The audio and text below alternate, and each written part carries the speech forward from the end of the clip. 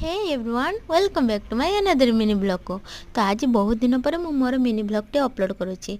तो एबे मु बाहर होइछि मेला जीवा पाई। तो मो सहित मोर क्यूटी पाई सी मध्य जाउथिला मेला जीवा पाई। हाँ एटा कौ मेला एटा होइछि आम गाँ पाखरे सातगलिया जगधात्री मेला। तो आमे समस्ते बाहरी पड़िछु मेला बुली जीवा पाई। तो फास्ट जाइए सेठी आमे ठाकुरंक दर्शन कलु आ सेठी बहुत सुंदर डेकोरेशन मध्य होइथिला। एई डेकोरेशन मते बहुत बढ़िया लागथिला। तो आमे समस्ते बुली बुली सबकि डेकोरेशन देख लेलु। आई मेलार सब स्पेशल होई राक्षस कंडेईटे सब पिला माने यहाँ देखिक डरी जाती। आपण मैंने भी देखते केमिति। तो तापर आमे समस्ते चलीगलु मेला बुलियापाई। तो मेलार एत भिड़ नाला जमी सेल्फी स्टैंड पाखे होता से जमी मेला बुलियापाई आसी सेल्फी स्टैंड सेल्फी क्लिक करने आसी। तो सेल्फी किसी उठे सारापर सेपटे प्रबल भिड़ हो सारानी। तो तापर आम समस्त चलीगलु मेला बुलियापाई। आ मेला बुलियापाई आसुचु हरेक माले किसी किणबुनी एमती तो हो पारबनी।